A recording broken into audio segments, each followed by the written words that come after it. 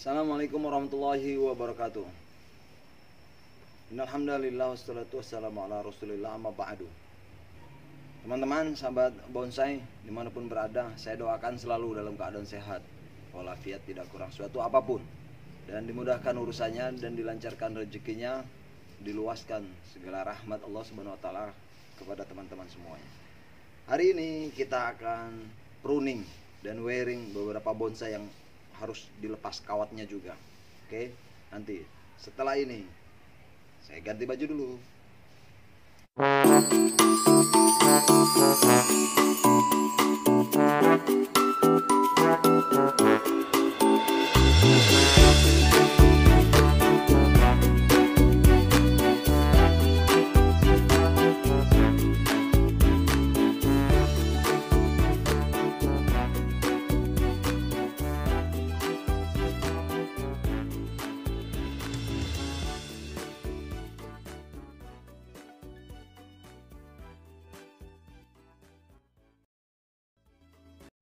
Baik teman-teman, kita lanjutkan. Saya udah ganti baju karena tadi baju untuk sholat, saya pakai baju untuk main bonsai. Kita akan, ini banyak batangnya sudah mati karena santigi ini ya, santigi pasir saya taruh di atas batu. Ini banyak kawat yang sudah kemakan dan banyak tumbuh ranting baru. Kita coba lepas dulu kawatnya ya.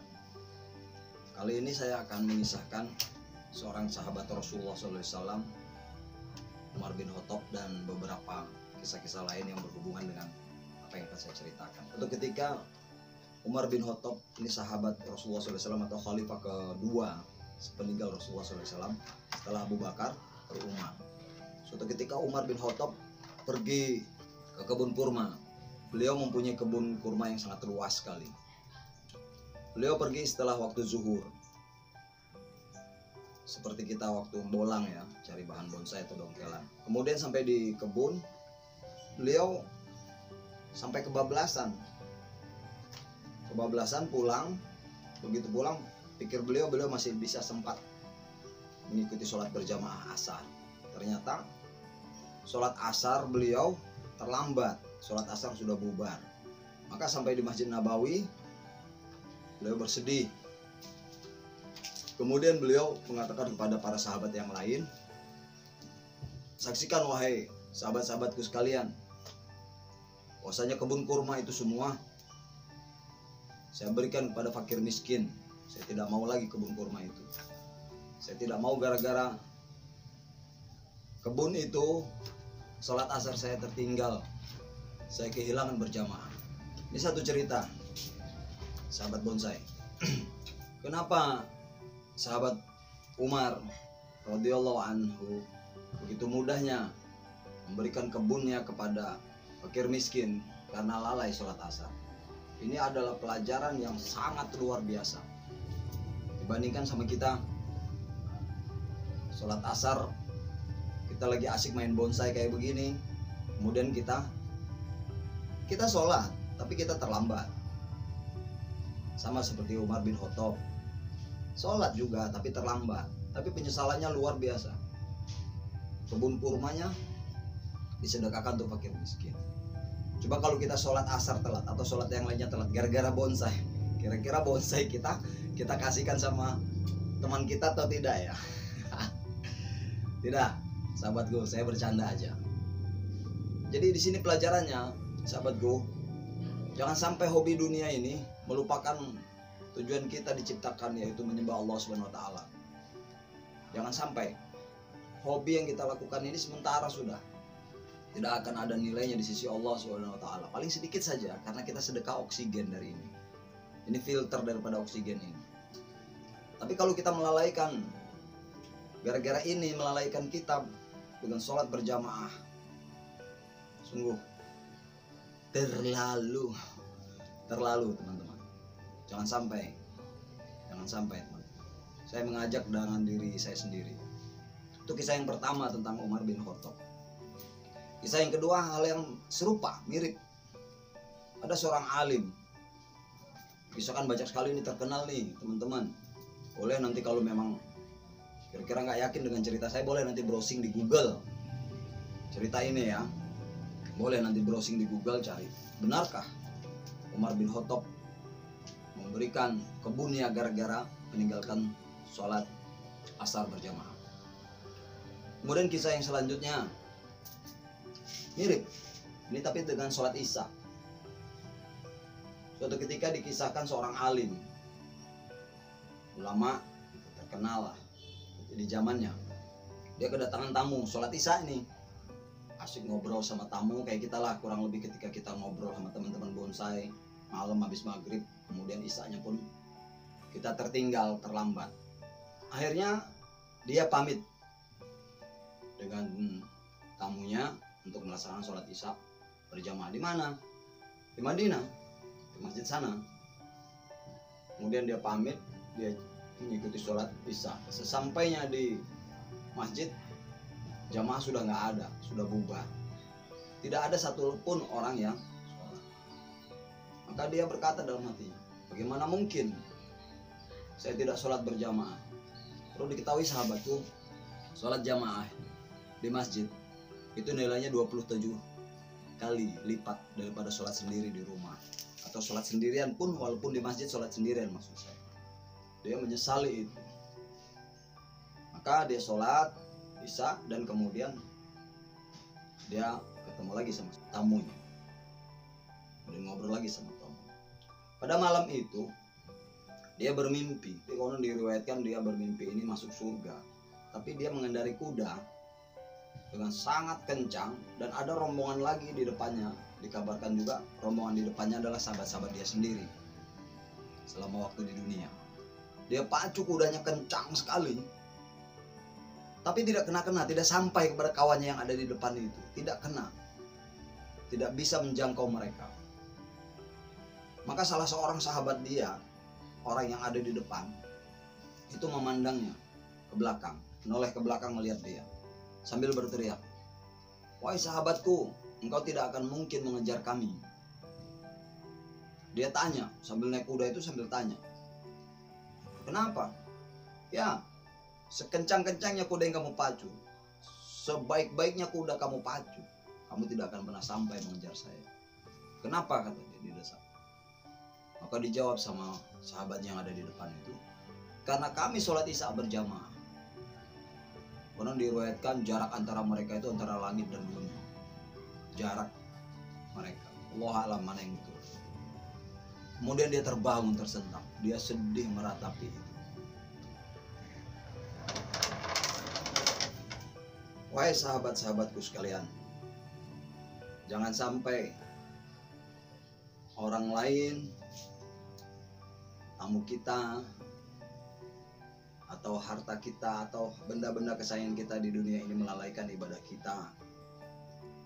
Malu kita sama Allah Subhanahu wa taala, malu kita untuk apa kita diciptakan ke dunia ini. Malu kita. Jadi kita ini sederhananya, apa yang ada di dunia ini jangan sampai melalaikan daripada tujuan kita diciptakan, itu maksudnya. Nah, kemudian ada kisah nanti yang terakhir, ini akan saya ceritakan masih tentang sholat, dan sholatnya adalah sholat asar. Dan ini cerita yang sangat masyhur, sangat terkenal di kalangan para ulama ya. Nanti akan saya ceritakan. Saya ngelepas kawat ini dulu. Ini sudah terlalu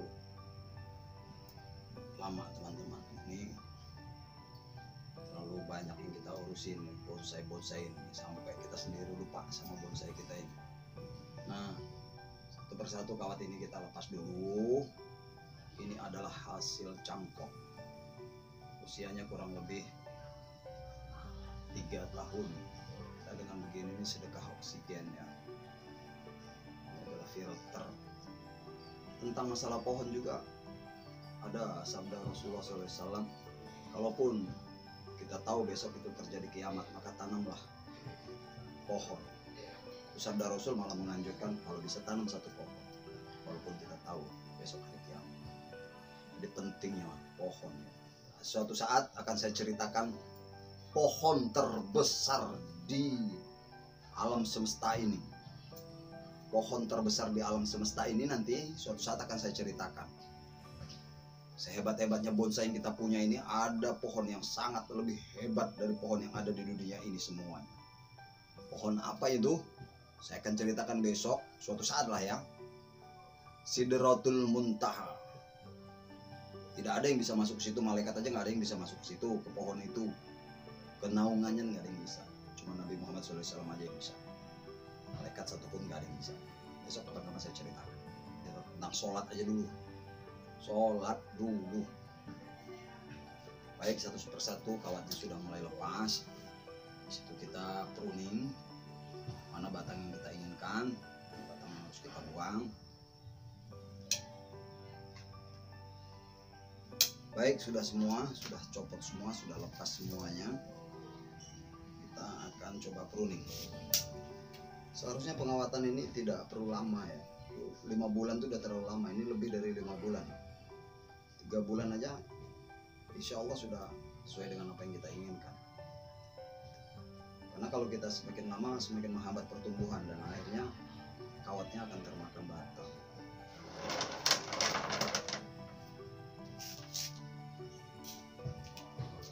Oke, baik teman-teman. Dikisahkan suatu hari, ini penting sekali diceritain masalah sholat. Suatu hari Nabi Sulaiman punya, dikabarkan itu ada 20.000 kuda yang berlari kencang dan mempunyai sayap. Punya kuda sebanyak itu adalah pemberian Allah Subhanahu wa taala. Nah, suatu ketika Nabi Sulaiman sangat kagum dengan kuda-kudanya. Kagum dan senang sekali, bangga dengan kuda-kudanya. Kenapa? Karena pergi kemana-mana berangkat bawa kuda itu semuanya dibawa. Nabi Sulaiman adalah nabi yang bisa atau mampu berbicara dengan binatang atau hewan. Nah, suatu ketika Nabi Sulaiman ini asik dengan kudanya. Asik seperti kita asik dengan bonsai kita. Nabi Sulaiman asik dengan kudanya sehingganya lalai, lupa. Dengan apa? Dengan sholat asar. Maka Nabi Sulaiman asik dengan kudanya, lupa dengan sholat asar. Begitu terjaga kaget, Nabi Sulaiman, saya belum sholat asar. Allah alam bagaimana dulu cara sholat Nabi Sulaiman. Kitab kisahnya saja. Lupa sholat asar. Kemudian seketika itu Nabi Sulaiman marah. Gara-gara saya kagum dengan kuda ini, membuat saya lalai pada Allah Subhanahu wa taala. Kemudian Nabi Sulaiman dan orang pesuruhnya memenggal kuda itu seluruhnya. Dipotong urat nadinya, dipotong lehernya. Dalam Al-Quran disebutkan wa masham bisuki wal a'naq, disembelih lehernya. Semua kuda itu 20.000. Dalam sekali kelebatan itu ada yang meriwayatkan. Sembelih intinya. Bayangkan Nabi Sulaiman marah. Dan Allah Subhanahu wa taala tahu kenapa Nabi Sulaiman marah sama kuda-kudanya, gara-gara lalai dari menyembah Allah Subhanahu wa taala. Maka Allah Subhanahu wa taala tersenyum. Kemudian menggantikan Nabi Sulaiman, kendaraannya digantikan untuk Nabi Sulaiman, yaitu awan yang mampu pergi kemana saja. Wali Sulaiman rihan. Sulaiman dikasih rih, angin yang bisa apa? Bisa pulang pergi kemana saja dalam waktu 1 bulan, yang ditempuh waktu 1 tahun lamanya ditempuh dalam waktu 1 bulan. Nah sahabat bonsai, pelajaran yang sangat penting sekali tentang bagaimana pentingnya ibadah sholat bagi orang Islam. Jadi pelajaran yang terpenting apa? Berapa kali kita tinggalkan sholat kita? Pertanyaan pertama, gara-gara apa kita meninggalkan sholat? Gara-gara bonsai? Sungguh terlalu. Janganlah kita sampai tinggalkan sholat kita ini. Sudahlah, gak mungkin bro kita bawa bonsai yang terbaik, bonsai yang super madya. Oke lah, apa sajalah masterpiece yang kita punya, bonsai kita bawa, kita ajukan pada malaikat, ajukan pada Allah. Ini yang terbaik punya saya. Enggak, makan ibadah yang terbaik, amal yang terbaik yang kita lakukan, itulah yang akan jadi timbangan berat. Jangan sampai bonsai meninggalkan kita sholat. Gara-gara bonsai kita tinggalkan sholat, gara-gara bonsai dan lain sebagainya kita lupa Allah SWT. Jangan sampai teman-teman. Baik, ini sudah selesai. Cinta-cintalah kita dengan dunia kita ini, cintailah, tapi jangan lupa pada Allah SWT. Saya merasakan betul di bonsai ini, bisa melalaikan kita. Udah kita malam ngeliatin bonsai aja, siang ngeliatin bonsai, pagi udah ada duduk di depan bonsai. Itu kan saya ngerasain. Tapi ingat teman-teman, nggak apa-apa kita begitu, tapi sholatnya ya, sholatnya lah jangan sampai. Besok kalau sudah musim hujan, nanti kita buat videonya. Ini kita angkat, kita ganti media, kita buat videonya dengan cerita-cerita yang lain ya. Ini dari saya akhiri teman-teman, para master. Sekali lagi minta maaf kalau ada kesalahan, kata yang tidak baik, kurang sopan. Kita belajar sama-sama, sharing bonsai sebisa saya, sharing ilmu pengetahuan atau pengetahuan tentang agama, sharing tentang pengetahuan agama sebisa saya. Wallahu a'lam bishawab. Nasihat buat kita bersama. Saya akhiri. Assalamualaikum warahmatullahi wabarakatuh. Kalau motong sandigi daunnya dikit-dikit aja, ujung-ujungnya aja, jangan semuanya nanti mati. Oke.